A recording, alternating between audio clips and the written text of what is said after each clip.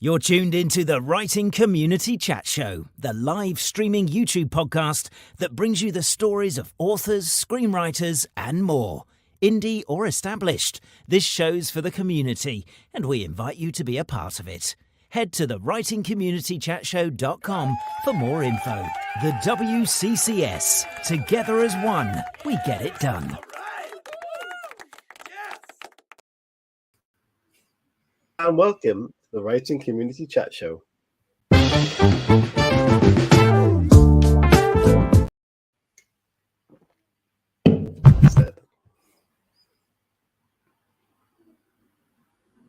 Is this playing? What's happening?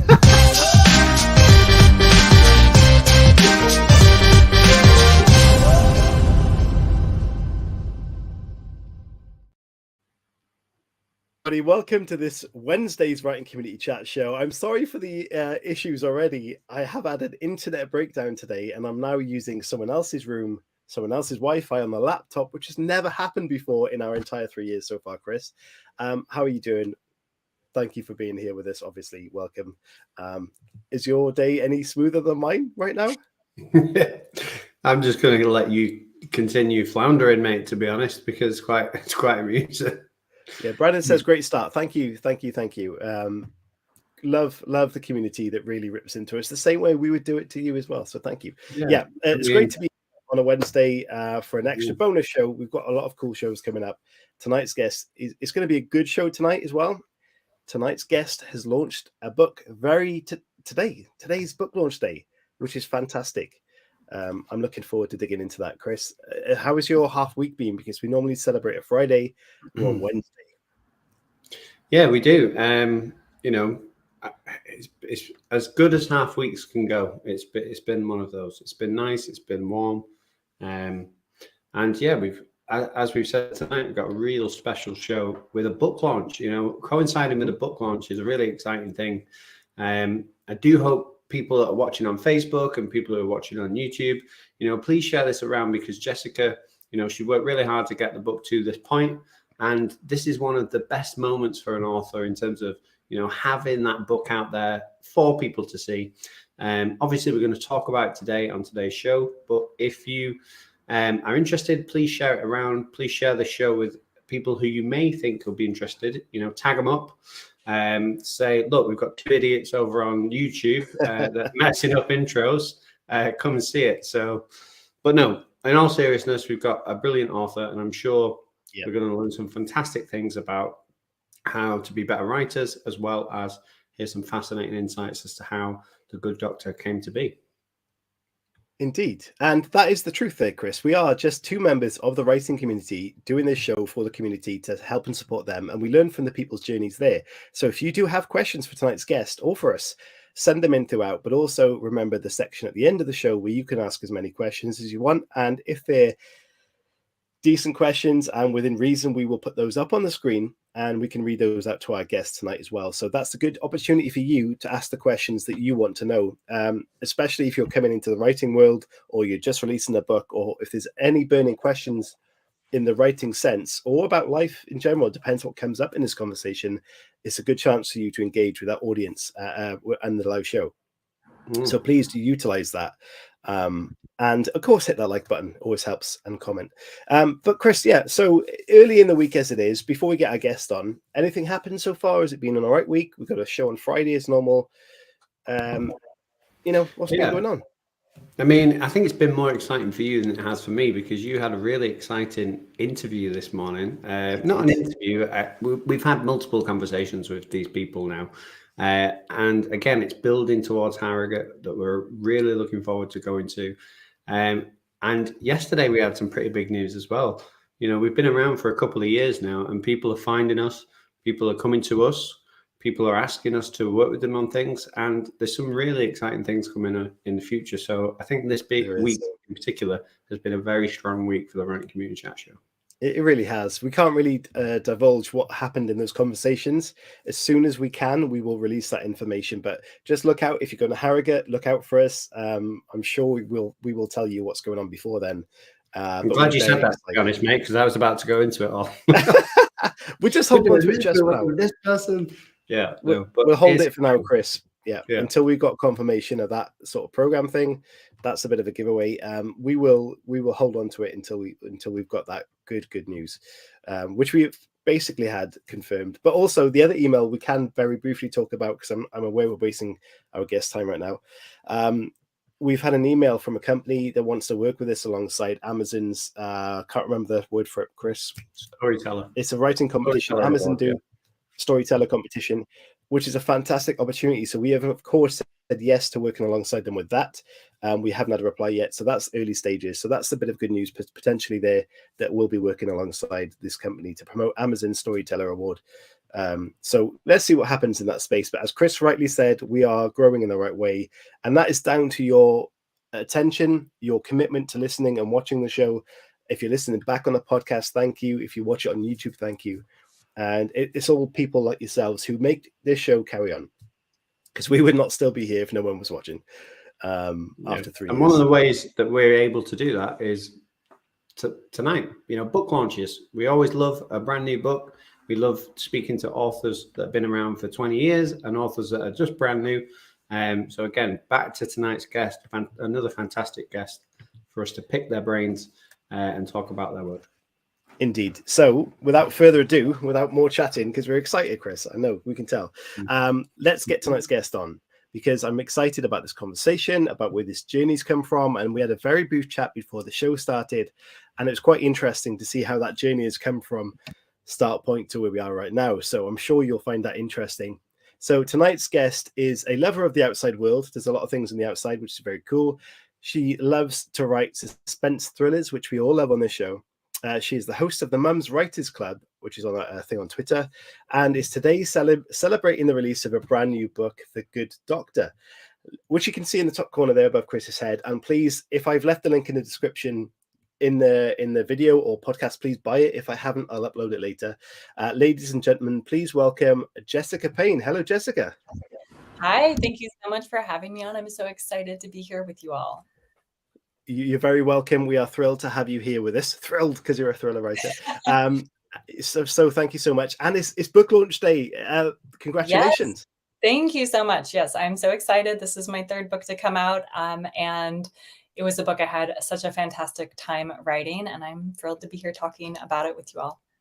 Incredible. It must be so amazing to get to that point and to have the launch. And as we kind of mentioned earlier, I asked you if there's any celebrations planned today, and you said on the weekend. So you've got an event coming up on the weekend to celebrate the launch. Yeah, I have this fantastic local bookstore called Browser's Bookshop. It's in Olympia, Washington. And they just throw the best lunch events. They're so kind and supportive. It's wonderful to be with the local bookstore. So I'm super excited for that. But the nice thing is about today is that I get to celebrate with everyone all over the world online through shows like this and Twitter and Facebook and Instagram. So it's been a very busy, fun day. I can imagine, yeah. The excitement and the deflation, the expectation, and then the release of it being released and all those things. It's quite an experience, isn't it? And as we kind of talked about before, it's now your third book, but we'll get into that very shortly. Sure. What we love to do to start the show is to look at that backstory and figure out why writing is something in your life. So we're going to play the first very video, which is the road to writing. And we're going to ask you then about how that process started.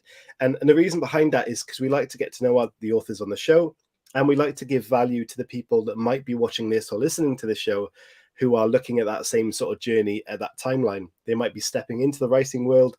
They might be on their second or third book like you are now. So it's good to get the advice from that journey. So we're going to play this video and we're going to look into your backstory.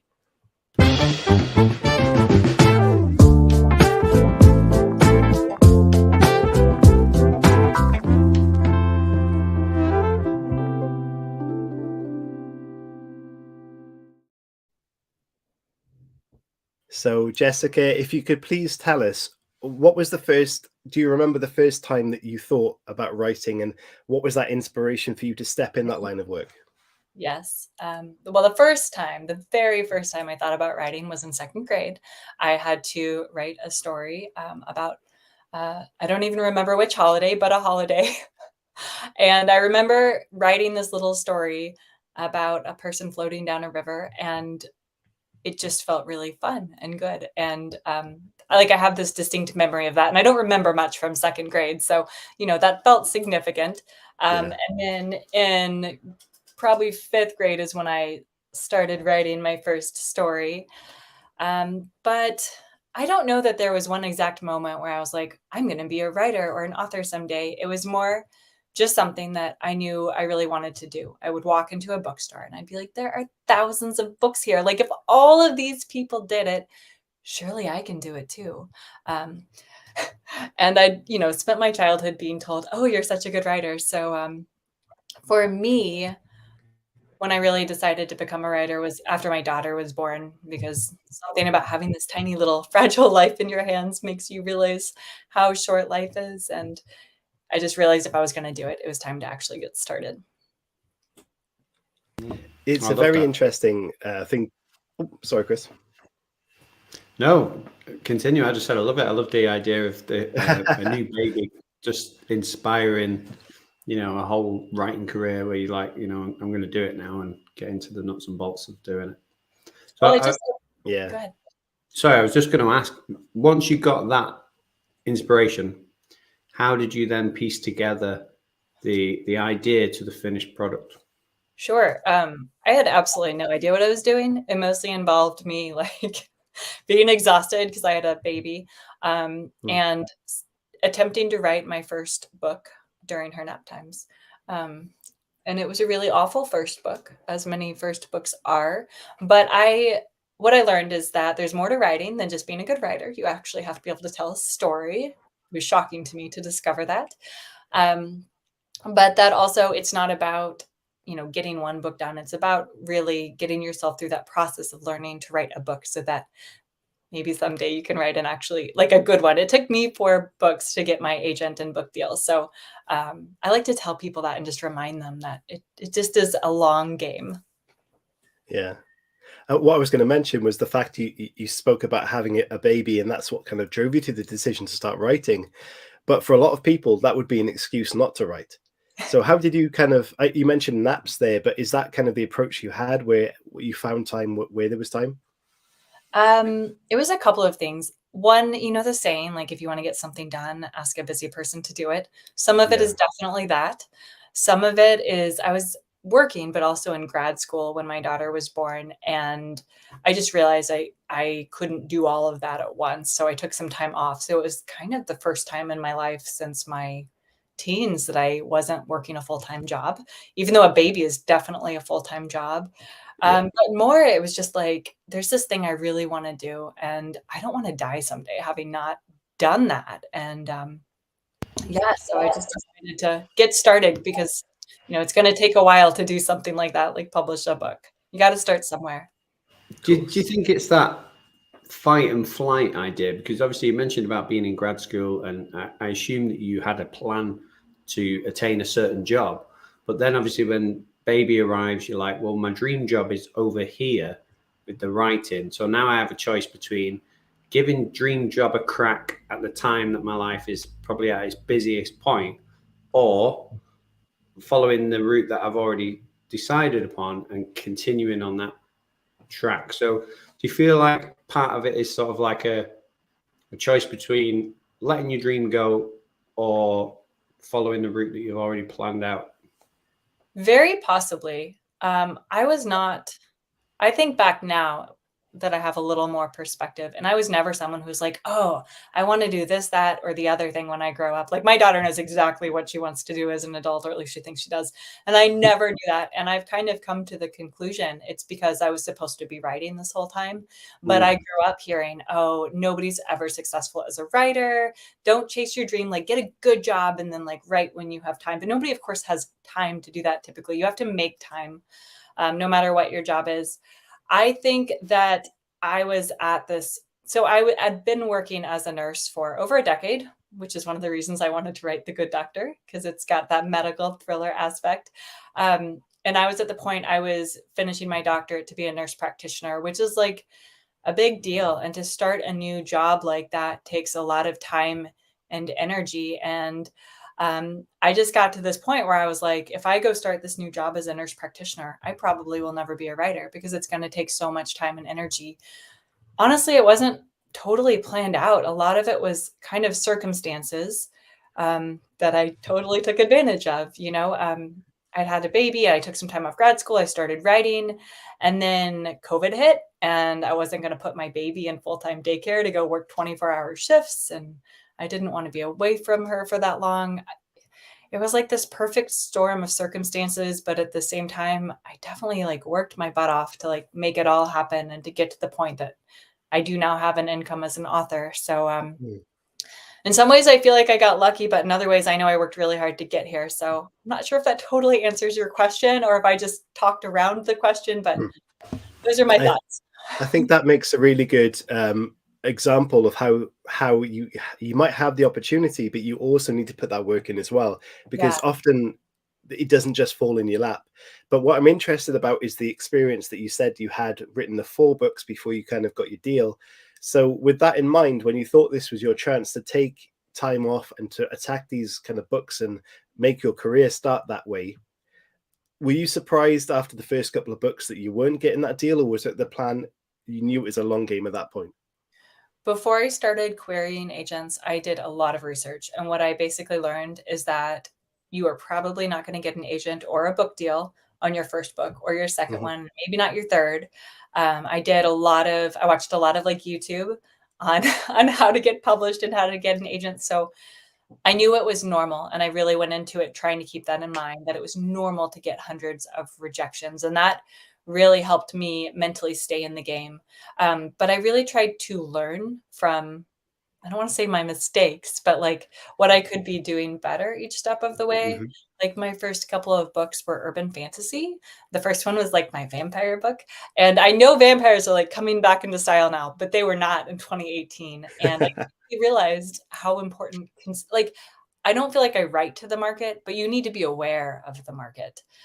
So being aware that agents were probably not going to represent a genre that was not selling at all.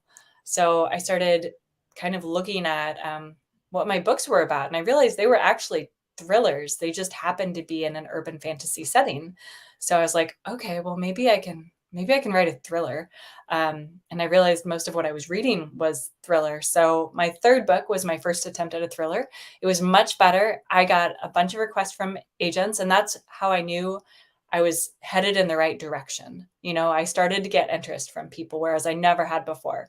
And then my fourth book, I ended up getting 3 offers from agents and getting to choose. And you just have to kind of know that it's going to be a long game. That I have no proof of this, but from the people I know, most authors do not get their literary agent until somewhere between their 4th and 6th book, which often takes 5 years. So I would say if that's the type of publishing you want to do, then hang tight and just keep aiming for your goal and working at it. Jessica, obviously, it sounds to me like you talked a bit about a perfect storm when you've got the fact that you went into fantasy and writing fantasy first, but then you sort of realized that you were reading a lot of thrillers and that was kind of like what you were into as a reader. But then you obviously mentioned briefly about the medical background and merging the two in terms of the history that you have in your career, in your academic career, and obviously the medical field, and then the interest that you have as a reader reading thrillers, and then merging the two. So I suppose my question that's hidden in there is there a lot to do with writing what you know, producing better writing, or do you feel that you were just a better writer having written the first 2 books and then learned from those, not mistakes, but that experience? That's a really good question. I do think it's a bit of both. I think that my writing has gotten much, much better from my first book to where I am now. Infinitely better is what it feels like. Like even 2 books back, I can tell a pretty big difference. But okay, so you asked about writing what you know.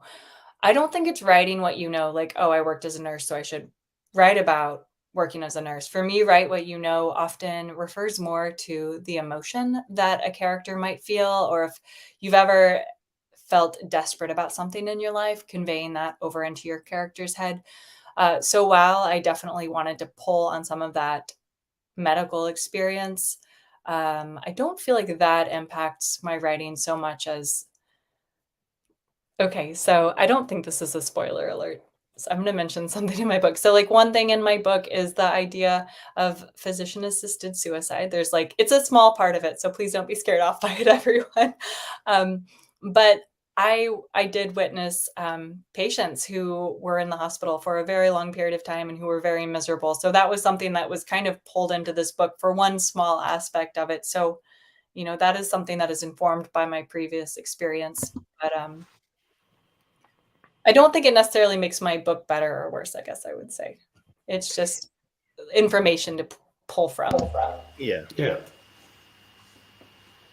I was going to say that it's a really interesting balance between academic sort of experience as a writer and personal experience and life experience going into a novel. I think having the both of them is really valuable. I'm not sure if you could ever say one is more valuable than the other, but having that knowledge, like you said, about having dealt with that situation, you're able to pull real feelings and put that into a character, which makes the reader be more involved. So I think they both have their powers in that sense. I absolutely agree. Oh, brilliant. Well, we've touched on The Good Doctor a little bit, and in the second part of the show, what we like to do is delve into the current work in progress, which is obviously no longer a work in progress because it's been released today. And we've already got some great questions coming in the comments. We will do those questions in the third part of the show, but we'll move on to the second part now, if that's okay. Absolutely. Okay, that's cue for me to play the video, Chris. It is. The second one, not the first again. Part 2, what's the story?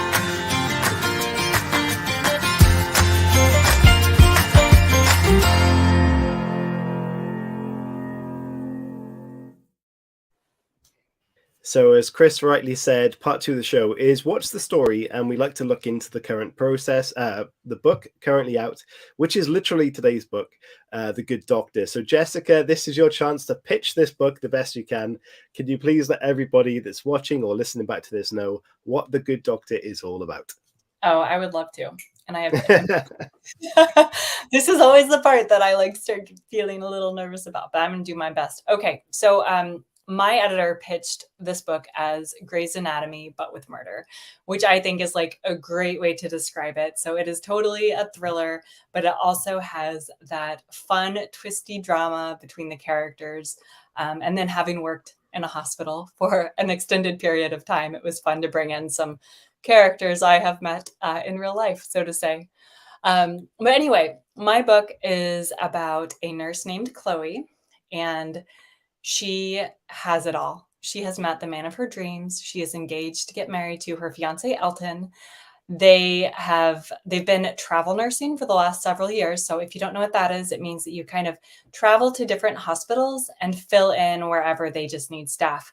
And the cool part of that is that you get to travel all over the country, so you can go live really cool places. So they've been just having a great time the last few years, living all over the country, traveling together.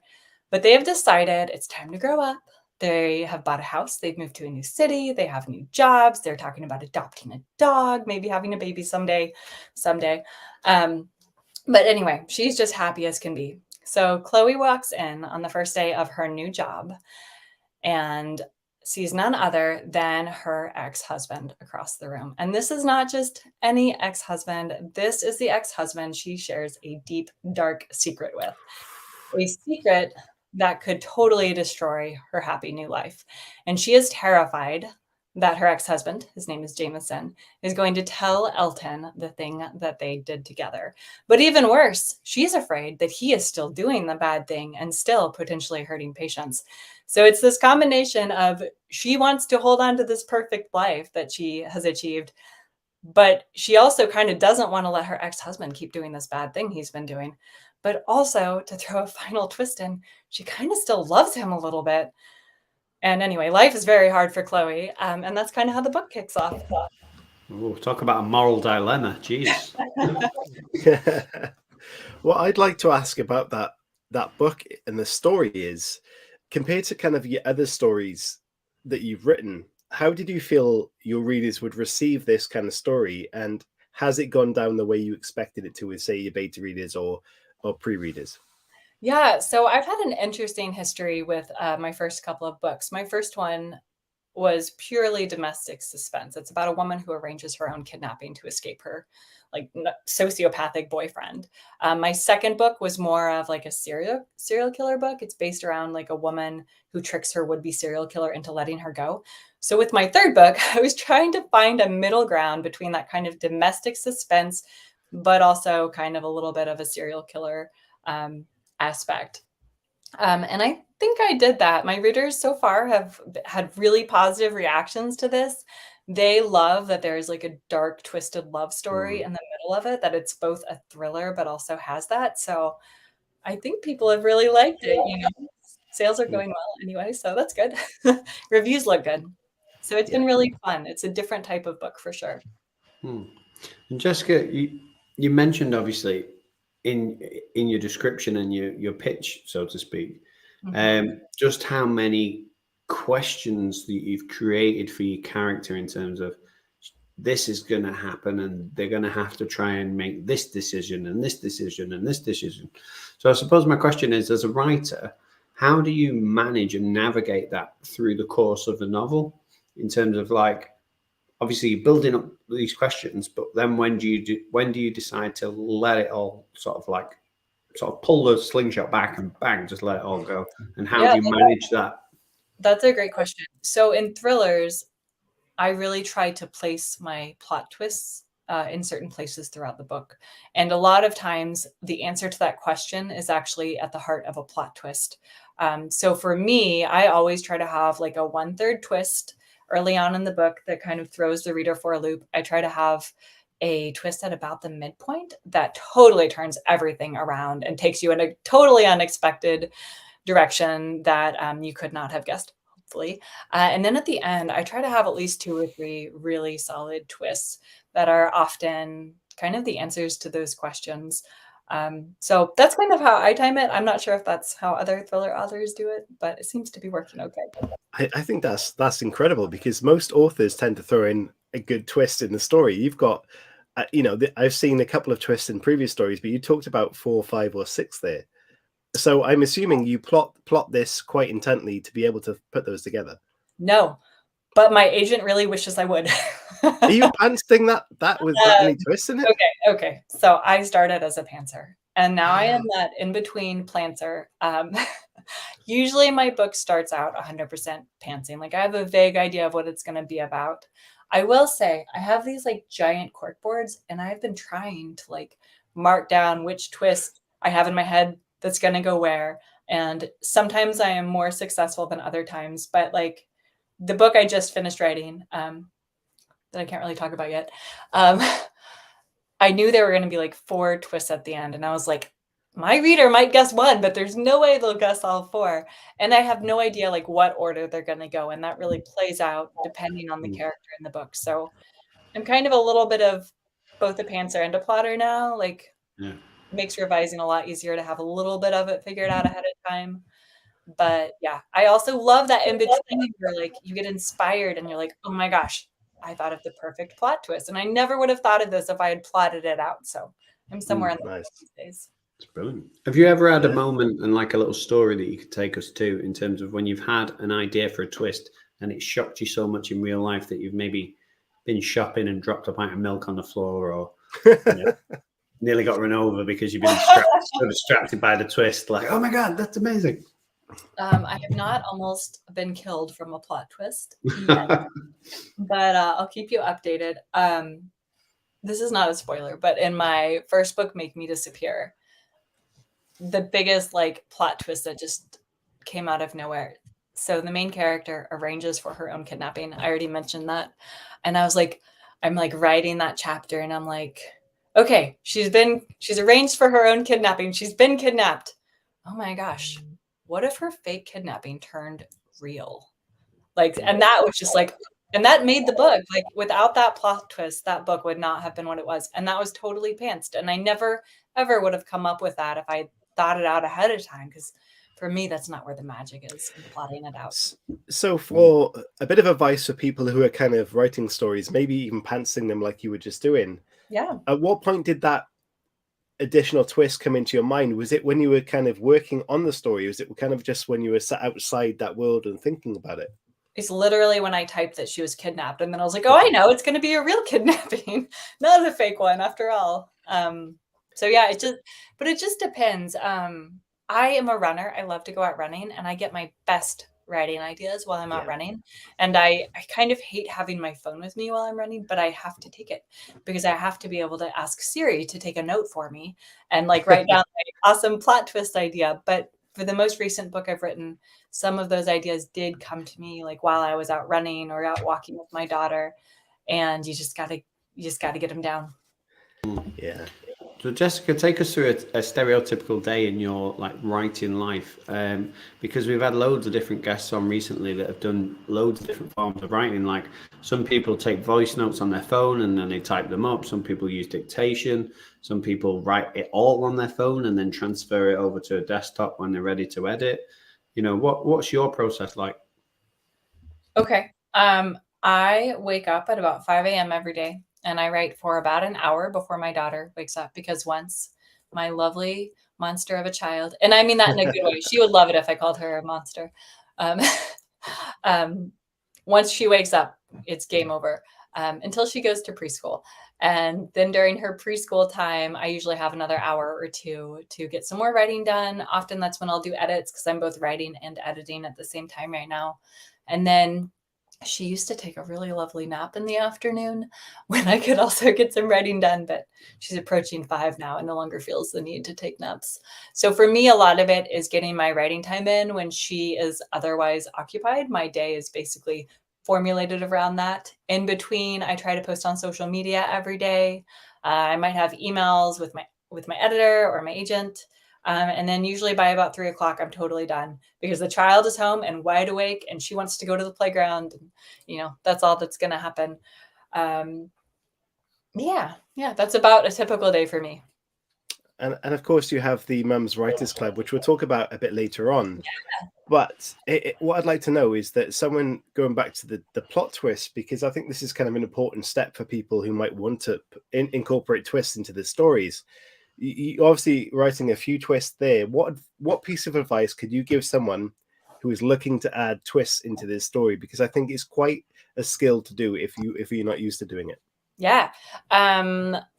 One of my favorite things to do when I'm trying to think of plot twists is to write down what if, like on a piece of paper, literally write down what if, and then write out literally anything and everything that comes to mind, no matter how wild or far-fetched it seems. And just think of anything that could happen to your character or that your character might do. It's better if your character drives the story, of course, but just write out anything and everything that could potentially happen. Maybe chat with someone about it. And when you play this game of what if, like my friend Sarah, her name's Sarah Reed, she's another author. When she does it, she gets really wild. Like she writes contemporary fiction, but she'll be like, a dragon could attack them, despite the fact the dragons do not exist in her world. So you can really go out there with it, and you might be shocked with what you come up with. Basically, there are no rules, and it just lets your mind roam a little bit more freely.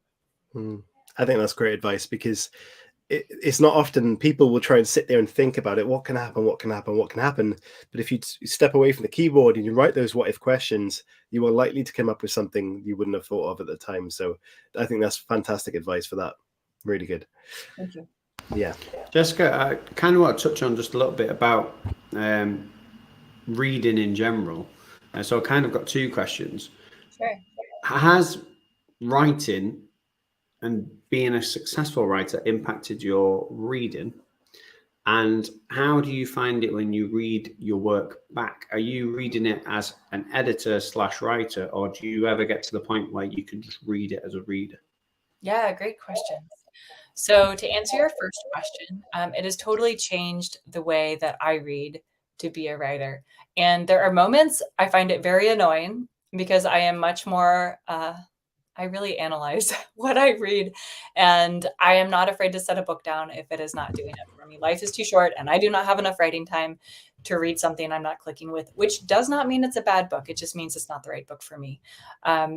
But I will tell you, when I find a book that I really love, I love it on a whole new level because I can respect it not only as a reader, but also as an author who is utterly impressed with what this author has done. And I live for moments like that. The most recent one for me was Megan Miranda's The Only Survivor. I think it just came out in the last couple of weeks, and it's excellent. So if you're looking for a good read like that, allow me to suggest that. As far as my own writing, I have very mixed feelings on this. So when I'm in the editing process, what I want is to get so sucked in by the story that I forget that I'm reading my own writing. And if I'm doing that, then I know I have succeeded at my job as a writer. That is like the sign that, okay, this book is like ready to go. But it's hard because when you've read your book 20 times, it may be really boring. So I also recognize that is not a dependable emotion to desire at all times. So I try to keep that in mind, that just because it feels boring does not mean it actually is. So yeah, it makes it hard. I will say I do not reread books once they're published. I do readings at my local bookstore, like we kind of talked about. And it has since been fixed. But first time I like had read it, it was for the lucky one. And I'm like reading the first 3 chapters to a group of like 20 to 30 people. And I find an error. Oh, That is the last thing an author wants to see in their book. And I was like, it was so hard to not like pause and like just stare at it. I kept reading. But yeah, I don't read my own stuff once it's out there. very good job. I mean, it is tough, and like looking back at your own work and critiquing it is difficult. But when you were writing, did you realize, say, revising it that many times and reading it that many times, did you ever see that as something you had to do, or was that something you always did with the earlier books anyway? You mean like rereading your own work? Is that what you're referring to? Yeah, in terms of like how many edits you might have to do, or how many kind of proofs you have to do, that sort of thing. Yeah, so it's definitely changed. I read my book more times in the past than I do now. Like the book that got me my agent and my book deal, I probably read that book like no doubt at least 20 times before I even got the book deal because it, to get an agent, you just feel like it has to be so perfect. I will say I read my books less now because I find that it's almost like you become immune to being able to like see your book clearly. So I try to save my read throughs for when they're really going to be the most impactful. So I do read it less, but I also have great critique partners. My agent reads it, my editor reads it. So it's no longer just me reading it. So that kind of balances that out, I think. Interesting. So if we went to the characters of the Good Doctor, which character has bled into your own life the most in terms of, you get those moments when you're writing a book and you're washing up, and then one of the characters will pop up, and it might be like, if they were washing up, I mean, the character might not even get to washing up. That's how badass they are. Like literally, like I'm not doing that. And, I'm paying for somebody to wash up or something like that. Like, which character from the Good Doctor bled into your life the most in that capacity? I feel like my antagonists always bleed in the most. And in this book, that would be Jameson. He is the hot doctor ex-husband with the deep, dark secret. He is a fun character. And I just have to mention this. My publisher does a fantastic job of doing audiobooks. And I got this, for anyone who may be listening to my first book on audiobook, Josh Wickard is a fantastic audiobook narrator, and he's back doing Jameson. So if you are an audiobook person, he does like the best antagonistic evil male character. So shout out to him. Amazing. I love that. I'm going to ask you another question based off what you've just said. Sure. So you described him as hot. How do you write a hot character? Because I should imagine that's something that a lot of people struggle with, because, sometimes perception of someone who's really attractive could just be literally from what you see in the initial instance. So how do you get that onto the page? That's a good question. And I think it's such a subjective thing per person. I had a specific character in mind. And for me, for at least male antagonists, when I'm writing from the point of view of a female, I make them very mysterious. I think in our culture, we really like that about like a male antagonistic character. There are also some chapters from his point of view. So I love to flip it around and show readers how he sees the world and how he sees Chloe, the main character, and what he thinks about her. And I don't know. I mean, it seems to be working. I've had many people say that they have a new evil book boyfriend, which has been fun. But I try to also make them real, like give them details, give them things that will make you feel empathetic and like them, even if they're not such a good guy all the time. And it seems to be working okay. Amazing. Yeah, it sounds impressive, and it's a great question, Chris, because it is something I like the idea of seeing that concept that in your mind you think they're attractive, but as the reader they might not see that way. So with all your writing so far, Jessica, when you mentioned the previous books you've written, how do you feel like perhaps your processes have changed since like kind of the first couple of books, but also your style? Do you feel like that's changed much, or you've improved that much as an author just from your experiences now? Yeah, so my process has changed in that I am on a little bit more of a schedule. I know when my due dates are for my book, for my publisher, so that it can, be edited and get out on the market at the right time. So just being aware of that, I've always written pretty fast, but that kind of gives me a goal in mind. As far as my process, I have to tell you, I feel like it's different with every book. So it's a little bit of a hard thing to answer. I thought I had a process and then it totally changed with the most recent book I've been working on. And The Good Doctor, it was totally different. So I would say the main things I've taken away from it, I could tell you that, are don't be afraid to rewrite. Yeah, don't be afraid to rewrite what's not working. For me, sometimes rewriting is better than editing. I'm not going to say it's easier, but I do think it turns out better as a result. Like if something's not working, don't be afraid to change it. And don't be afraid to change your process as you go along. I used to alpha read, which is reading as it's being written, with several of my critique partners. And I just realized it was no longer serving me, even though I enjoyed doing it, because I change so much between like the 10% and 50% point as I'm writing that rough draft. So if I'm sending it to someone and they're reading it, but then the next day I change it all, that's not particularly helpful for anyone. So just don't be afraid to change your process. And it's okay that different books need something different as you're writing them. Jessica, if we go back to The Good Doctor and Jameson, who's on your mind an awful lot, and he's this fun character that's great to write, and he's there in the forefront of your mind a lot. You're giving him his own chapter, so to speak, and getting his perspective. How do you manage that as an author and stop it from becoming Jameson's book rather than Chloe, who's your protagonist? How do you manage the two? That's a good question. With this book, it never felt like it was an issue. I mean, Chloe, it really is the main character. When I'm writing a book, I really try to be inside of that character's head. So I've spent a lot of time in Chloe's head. And so much of it is like, if I'm thinking about Jameson's character, it's how they affect one another. I also think that sometimes if it does seem like a character is overtaking the book, I mean, should they be the main star of your book? Like if they're like that involved. For me, I knew that Jameson was not, but I knew he needed some POV, so he's probably about a third of the book. But I felt like two of the twists really rely on his POV being there. So you have to kind of consider the story as a whole and which perspectives you need to tell it well, while also keeping your twists to yourself until they can be shown to the reader. Nice. Love it. Sorry, just before just before we move on to the final part of the show, guys, which is community questions, which is your opportunity to ask questions to our guest Jessica, or to either of us, or all of us together, collectively or individually. Please start sending your questions in.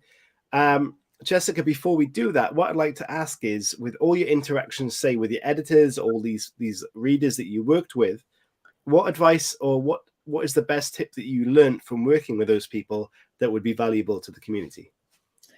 Very good question. The best tip. Well, if you are a thriller author, one of my critique partners in our early days of working together told me that the key to writing a thriller was to trick your reader. And it seems like such an obvious thing, but I needed to hear that. And that really helped me figure out how to write a thriller. The other thing I would say, and I think this is true for a lot of different types of books, is that there always has to be the story behind the story. Like there's always something going on in a thriller that you have to try to figure out by the end to understand what you're actually seeing in the foreground. So keeping that in mind when you're writing like a mystery or a thriller or a suspense, there's a story behind the story and you need to know what that is if you're going to be able to write the book, has been really helpful for me. And I think that is true of other genres as well. Like even romance novels, like have a story behind the story, you know, like what's really going on with that character? Why are they really acting that way? And when, you know, the main character figures it out, it's when they can, you know, finally come together. Brilliant. I suppose I've got one more question on the sort of process on The Good Doctor. So you mentioned obviously about reading an awful lot of psychological thrillers, which are, you know, notorious for the twists. And you've mentioned how much you use the twist as a plot form within your own writing. And with somebody who's read so much and probably read an awful lot of twists, and then obviously you're writing books that have got twists in them every single time. How do you know what a good twist is, and what would your best tip be for writing a twist? Good question. I've never thought too much about if it's a good twist, because if I'm thinking of it and it feels shocking and it's going to totally change the course of what the character is doing, that is going to be big to them. I try to be very character focused and know who they are and why they're doing everything they're doing. So if it's something that completely pulls them off course, that seems like a good twist to me. And a lot of it is not just put the twist in, it's also revise the book so that the twist makes sense, and that you're maybe alluding to it earlier, or that by the end, the reader can look back and think, I should have seen that twist coming. And that's what I really try to do. I'm sorry, does that answer your question? I always forget the main question by the time I finish answering. It does. Is there any sort of like technique that you could offer in terms of to allude to that twist without, because it's a very subtle art form to be able to go back and look through a book and go, oh my God, bang, bang, bang. And it just blows all these things. Yeah. So is there a tip that you could give us for doing that and just dropping those seeds in? Yes. And that is just going to be revising your book. Like you just have to revise your book, because if you don't come up with a twist till the 50% point, you're going to have to go back and revise to get it in there. And I think a lot of people feel like they need to get it right the first time. There's some famous quote by some famous guy, and it's like, the key to writing is revising. And it's so true. And you just have to be willing to go back and build that in. Nice. Amazing. Thank you. Right. We're going to have to push on, Chris, because we're running out of time, and we've got lots of questions in there. And I want to ask about the Mums Book Club too. So this is part 3 of the show, community questions. Again, guys, if you got them, send them in. Part 3 of the show.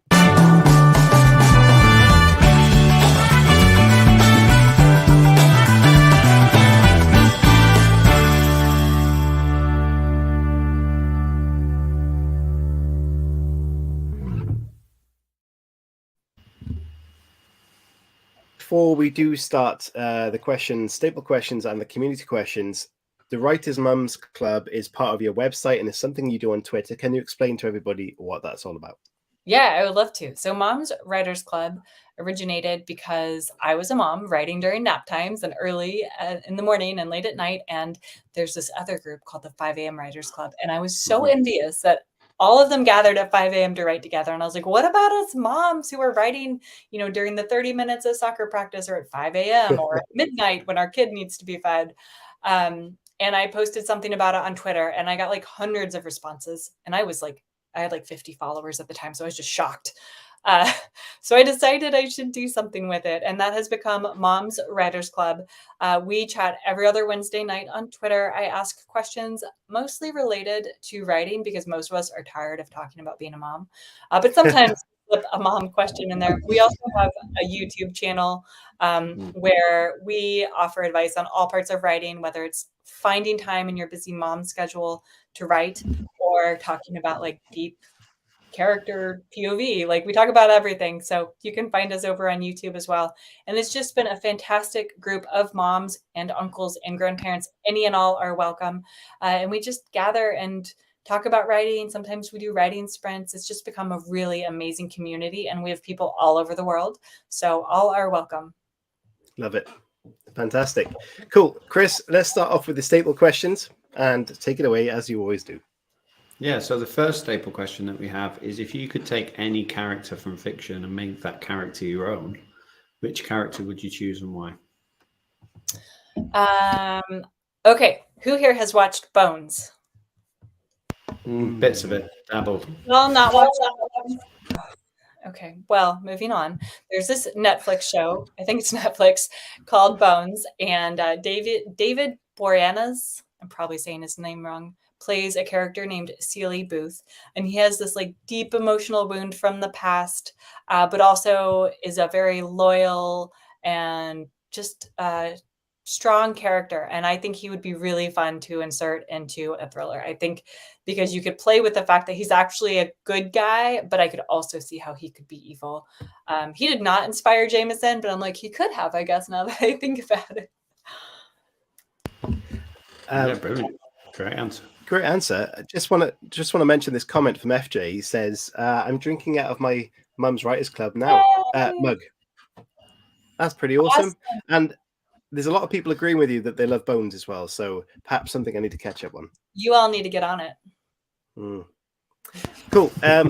Great answer. Okay, if you could step into the world of any fictional world at all, in TVs, books, or film, and spend the day in that fictional world, what world are you going to step into? Okay, this is a little bit old school, but I don't care. So Laurel K. Hamilton she's still writing the Anita Blake vampire series, but the first several books were just amazing. And I would love to step into that world. It's like St. Louis in the 90s. It's really gritty. Like the world has just discovered vampires and werewolves, and they're like dealing with that. And it's just a really fun series. The other one, though, I'm sure everybody's heard of the True Blood HBO show. Yes, I like vampires, by the way. But the Sookie Stackhouse book series is a little different than the TV show. And that's really fun, too. I've been rereading that series recently because the characters are just so good. So one of those two. Love it. And we've got a bit of a morbid question now. We've been talking about bones and vampires, so it might fit in loosely. But you're on your deathbed and you're looking back at your writing career. What would you be happy with? What is success to you? Yeah, so I got sent this question ahead of time, which I highly appreciate. And I feel like I'm living success. I am doing what I want to be doing. I love writing. I get to spend a lot of time with my daughter. I have flexibility to do my life how I need to. My husband's in the Army, so he works a lot. So I'm just very capable of being flexible with our life. And I'm living somewhere beautiful, Washington State. So I'm really happy with my life. I feel like I'm doing it. And that is not something I could say about my whole life. So I'm really grateful that I'm in this place now. Amazing. I love that. That's one of my favorite answers. Yeah.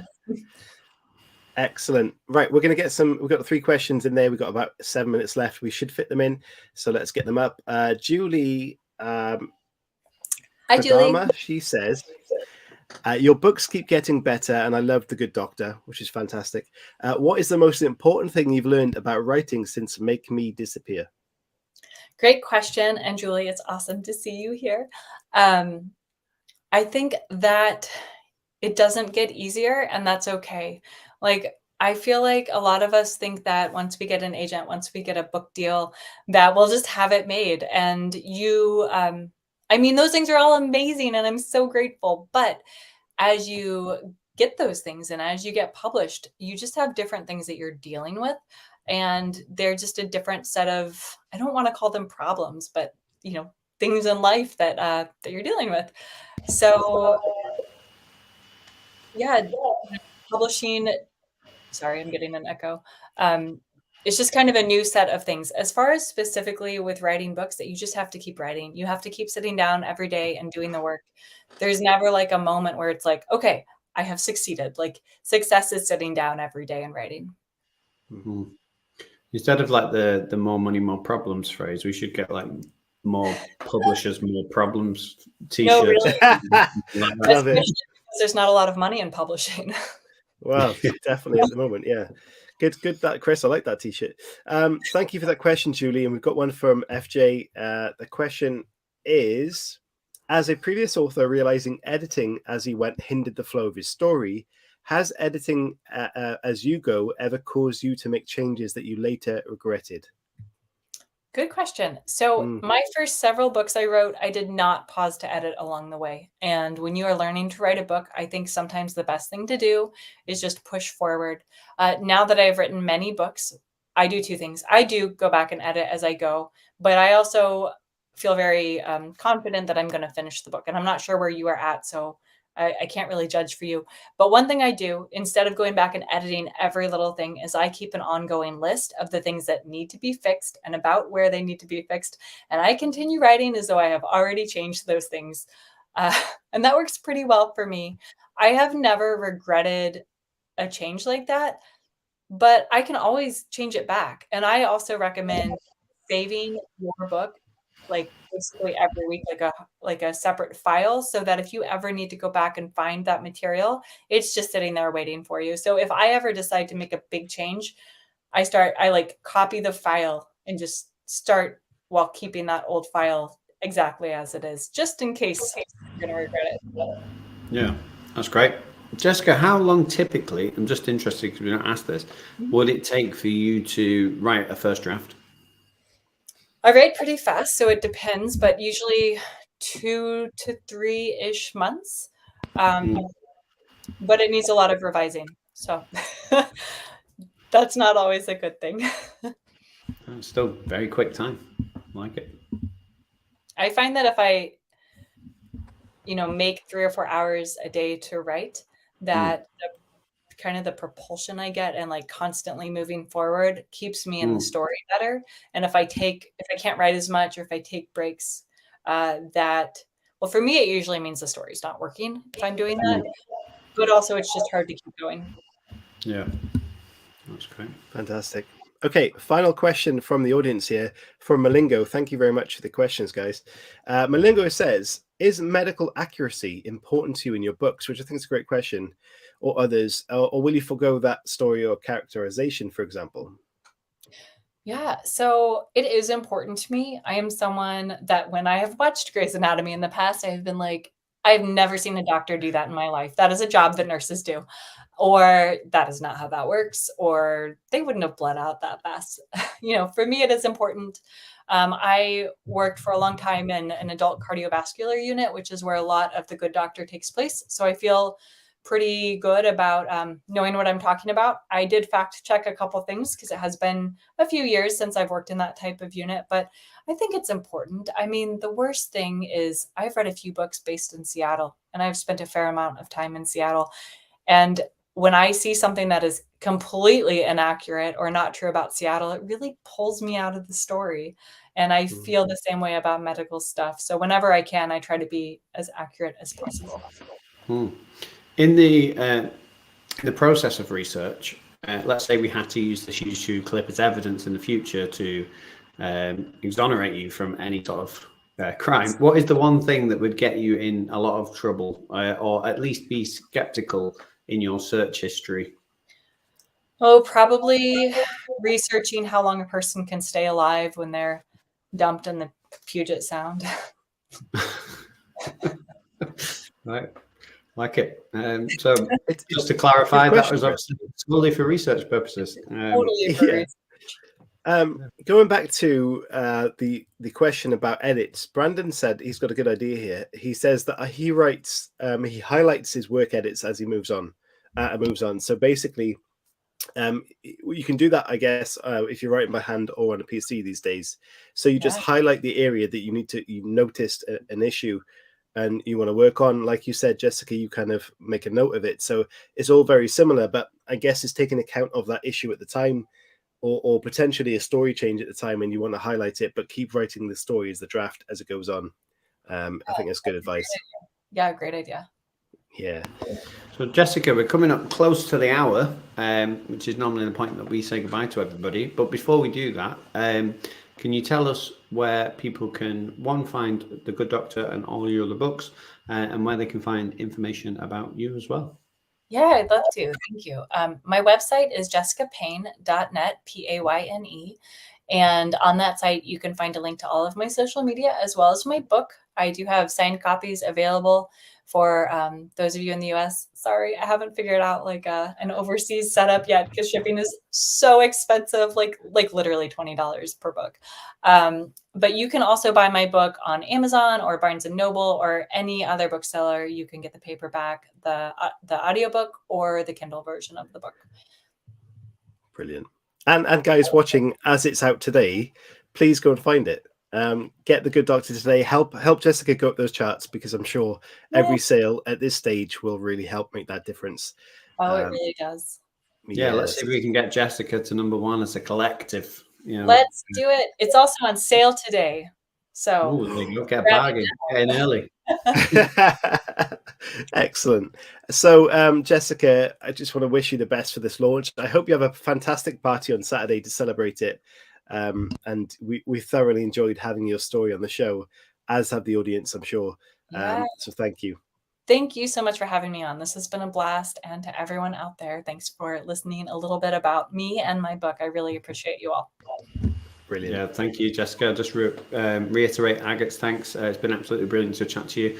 But everybody else, remember that this is a special midweek show. So there is a show again on Friday when we've got another fantastic offer for you. So please don't forget about us on Friday. This is not a one-time-a-week deal. We've done a special one to support Jessica today, and obviously the launch of The Good Doctor. So please come and join us on Friday and bring a drink. We're working hard to entertain you folks with amazing stories. So again, thank you, Jessica. Guys, please tune in Friday. We'll see you very soon, but look after yourselves and stay safe in this hot weather. Jessica, enjoy the rest of your day and the weekend. Chris, thank you as always. And from us, it's a goodbye. Bye, everyone. Thank you. Bye-bye.